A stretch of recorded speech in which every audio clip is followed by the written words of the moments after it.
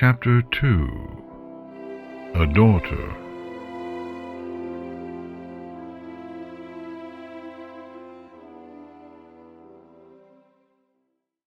Hey, you doing all right? Cranky puffed and wheezed as he hiked up the side of a ravine. The air was warm and almost dripping with moisture, and the donkey was drenched in sweat. Thick jungle foliage threatened to obscure his hoof-holds on the rocky ravine, but Cranky was a donkey, and that meant he never lost his hoofing, ever, or so he liked to claim. About 100 feet above him, a khaki face peered down from a ledge. No longer a filly, Daring had grown into a lively and beautiful young mare, with the tone and build of a Pegasus who had spent as much time climbing and hiking as she had flying. Though her face had picked up a few scars and blemishes from years of adventures, it was still a pretty one, able to draw out adventurous young stallions in the many, many towns the traveling pair stopped in along the road. Cranky certainly knew the struggles of that first hoof, as he had to chase away a good number of them, though he knew that there were others who'd slipped past his defenses in the middle of the night to share some kissing and touching with the khaki mare. At least he trusted Daring to never take anything further than that. She was too proud of her freedom, and didn't let herself get attached to any one place or any one pony. But that was neither here nor there, and all Cranky wanted to do at the moment was to swat the bemused face looking down at him from higher up the side of the ravine. "I'm getting older, okay?" he grumbled, shifting the bags on his back and redoubling his efforts to scale the ravine. "Don't move as fast as I used to." Daring chuckled and watched him struggle up the slope for a few more minutes. You want me to grab your bags? I have wings, you know. That only earned an irritated grumble from Cranky, which made Daring whoop with laughter. You're stubborn as a mule. You know that, right? Both of my parents were proud donkeys. I'm no mule. Daring rolled her eyes and spread her wings. Before Cranky was even aware of what she was doing, she'd already silently glided down the face of the ravine, careful to avoid the branches and thick foliage of the jungle, and landed right behind him. In one smooth motion, she plucked one of the heavy bags off the donkey's back and shouldered the weight, sizing it to fit around her significantly smaller frame. Cranky shot her an irritated glare, but it quickly melted away to reveal the appreciation hidden underneath. One after another, the pair of travelers wordlessly scaled the ravine until finally they made it to the flat ledge, where Daring had already piled her supplies. "This is a good place to make camp." Please, we could have gotten to the top of the ravine if we really wanted to, she said, waving toward the amber glow of the sun in the west. We still have another 3 hours of daylight. We can make it even at your pace. Cranky found a mossy rock to sit down on and grunted. "Don't forget who had to wait for who when I first took you with me." Yeah, but that was years ago, Daring said, grabbing one of the bags and poking through it. She dug out a few split pieces of firewood, some tinder and some kindling.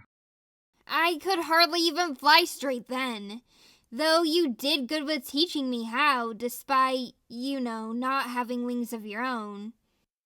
The donkey just shrugged, while Daring built a fire. "I met a lot of Pegasi in my life. Guess something rubbed off on me." Leaning forward, he waved his hoof dismissively. "It's not like you were without flying buddies of your own. You spent half the time we were in Los Pegasus causing mischief with your friends above the clouds, Well, I was searching for her. Yeah, I guess I was a hoofle then. After taking a second to admire her work, Daring nodded and left the wood alone for the time being. Next, she focused on setting up their small tents, putting them on opposite sides of the fire pit she'd scraped out in the middle of the clearing. I'm glad we got tents instead of lean-tos. Those mosquitoes are nasty. And you're the one that wanted lean-tos in the first place, Cranky said, smirking at Daring from his rock. Well, I never been in the jungle before. I just didn't want to carry all the extra weight. This is why you listen to your elders, kid. Daring snorted, her breath knocking aside a strand of sweaty mane hanging in front of her nose. Oh, so you finally admit that you're old. Not old enough to settle down and retire, Cranky said, crossing his forelegs and frowning. There are still too many places left to search. I won't give up until I've looked everywhere. Daring pursed her lips, though she kept her back toward Cranky. Unfortunately, Cranky knew the Pegasus too well to not notice the silence that followed, and, sighing, he patiently looked across the clearing at Daring. I know you think we'll never find her, Daring, but I won't give up. She's out there, somewhere. The Pegasus turned around and rested on her haunches. You've been searching for almost 20 years, though. Equestria's a big place. You could go searching for another 20 and never find her. Then I'll search 20 years more. Rubbing his muzzle, Cranky looked up to the sky, reminiscing on the memories of that night. We had something special that happened once in a lifetime. Honest to Celestia, true love. Maybe one day you'll be lucky enough to know what that feels like. I just hope you never have to have it torn away from you the next day. The khaki mare frowned. She hated when Cranky got like this. She opened her mouth to say something, but the donkey was already lost in his thoughts, and she knew there wasn't anything she could do to shake him out of his melancholy. It made her feel useless, and above all, Daring hated feeling useless. She'd gotten enough of that back in Glacier Point. Glacier Point. She shuddered and whipped her head back and forth. The less she thought about her hometown, the better. The 6 years she'd been traveling with Cranky had been the best of her life. She wouldn't have given them away for anything, not even to have her parents back. That was just an old wound that had healed with time, and she had the donkey sitting across from her to thank for that. I'm going to go gathering, Daring announced. She surveyed their campsite, making sure that there wasn't much left to be done, and smiled at Cranky. You can get the rest? Cranky waved a hoof. I can still do my share of the work. You don't have to fawn over me. Just making sure I can blame some pony if I find ants in my pillowcase again. Daring teased, smirking. Then, spreading her wings, she galloped toward the edge of the cliff, saying, I'll be back before sundown. Remember what I taught you. Watch out for pythons, and poison dart frogs, and... I know! Daring shouted back, even as her wings carried her further away. Cranky swore that he saw her shaking her head as she plunged beneath the canopy in search of some plants to supplement their rations. It took almost 2 hours, but Daring returned to the campsite just as Cranky started to get worried. Flaring her wings in what Cranky knew Daring thought was a flashy and cool entrance, the young khaki mare landed right in front of Cranky and dumped a bag stuffed full of greens and berries at his hooves. You'll never believe what I found. Cranky poked through the bag Daring had collected, noting the colors and textures of the fruits inside. Avocado, camu, and cacao. Not bad. He pulled out a few camu fruits and popped them in his mouth, letting the sweet and tart wash of citrus prick at his tongue. These are great in vitamin C, highest concentration of any fruit.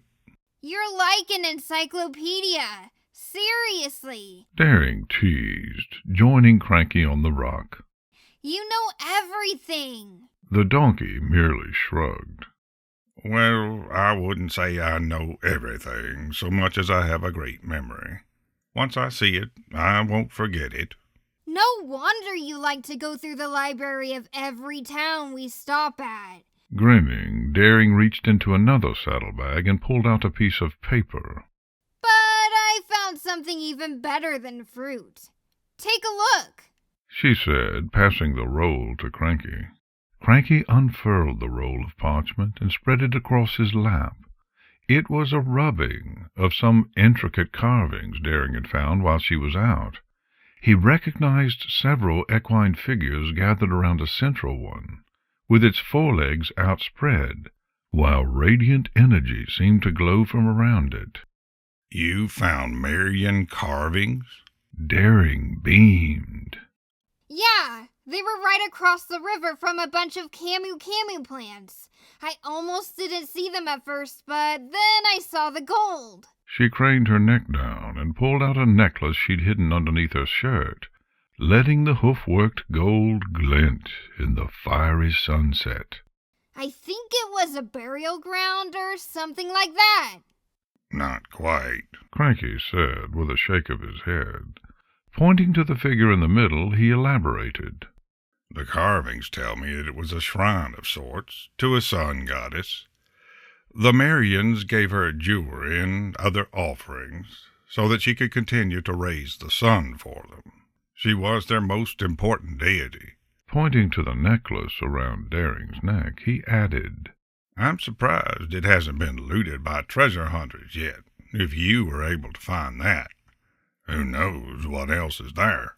That question had Daring fidgeting in excitement. Can we look tomorrow? She asked, resting her hooves on Cranky's shoulders. I love treasure hunting. Cranky chuckled and patted Daring on the back. That's in the complete opposite direction of where we need to go, kid. Besides, I'm sure the Marians would appreciate it if you left their treasure where they put it.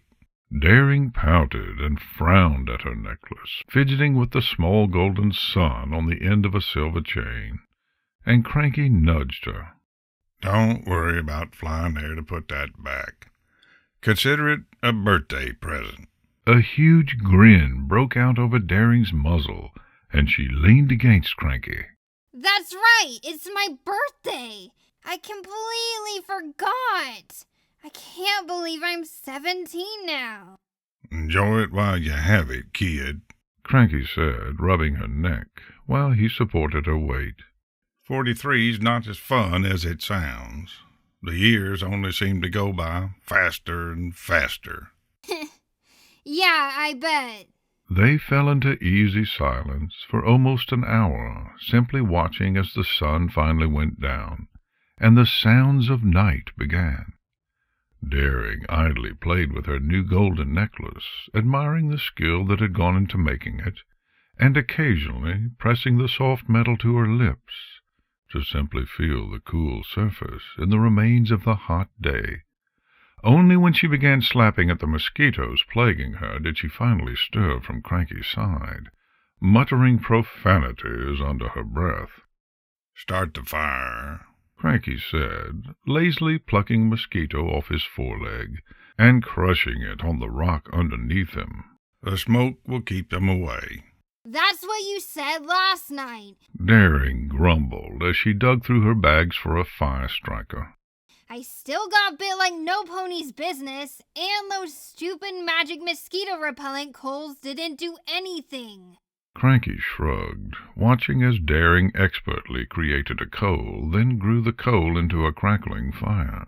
Much better than when he'd first found her. We were in the middle of the jungle then. There are more mosquitoes there than on the side of a ravine. They'll tend to stay away from open spaces so the bats don't pick 'em off, and the smoke will chase away the rest. I hope so, Daring said as she stepped away from the fire, stowing the fire striker and flint back in her bag. It'd really suck to get malaria on my birthday. Worst present ever. That's why we get vaccines, Cranky said. At Daring's disgusted look, Cranky simply shrugged. Trust me on this one, kid. I know needles aren't your favorite, but getting sick is much, much worse. You should be lucky to live in a day and age where we have medicine like this. Or we could see a healer. Daring said, sitting down across from Cranky with the fire between them. You know, magic is pretty good at getting rid of disease. Magic is expensive, and even if it wasn't, do I look like a unicorn to you? Cranky asked, pointing to his forehead. Daring waved a hoof. Yeah, I get it. There aren't exactly a whole lot of traveling doctors. Then she grimaced and shuddered, rubbing a phantom pain near her shoulder. Doesn't make needles any better, though. They fell silent, both staring at the fire and pretending they knew how to read the flames. The buzzing of grotesquely large bugs and the trilling of little tree frogs filled the night with noise. Daring would occasionally flinch at the flutterings of a bat, and Cranky spent several minutes trying out different spots on his rock to find something more comfortable. Eventually, Cranky cleared his throat and looked at Daring. Hey, kid. Daring's ears perked toward him first, followed by her eyes, then her face. Cranky gestured to one of the bags laying next to his tent. Go get the black bag. I've got a little something for you for your birthday. The Pegasus' eyebrows raised a little. Oh? Even with the necklace? Didn't know you were going to find something better than what I could give you, Cranky said, with a shrug. When Daring opened her muzzle to protest, Cranky held up a hoof. Don't worry about it, kid. Just go open your presents. Extending her wings, Daring fluttered over to the bags and opened the black one. After pawing around in it for a few seconds, she let loose a surprised gasp. When she turned away from the bag, she had a thick journal in one hoof and a pith helmet in the other. Grinning from ear to ear, she held them up to Cranky as if he'd never seen them before. Oh, thank you! This is awesome! Cranky smiled. I know you love reading those adventure stories of yours. I figured you'd enjoy the chance to write your own just as much. You've always had a knack for storytelling. Daring flipped the hat onto her head and gently set the journal down on her bag so it wouldn't get dirty. And the hat? So you can keep the sun out of your eyes. A mane's good, but it doesn't last forever, he added, rubbing the rapidly thinning hair on his scalp. And, well, what's an explorer without a hat of some kind? The mare's eyes practically glowed, and flying over to Cranky, she sat down next to him and wrapped him in a big hug. I love it! Thank you so much, Dad! Smiling, Cranky returned the hug and nuzzled Daring's neck. You're welcome, my little daring Doodle. Happy birthday.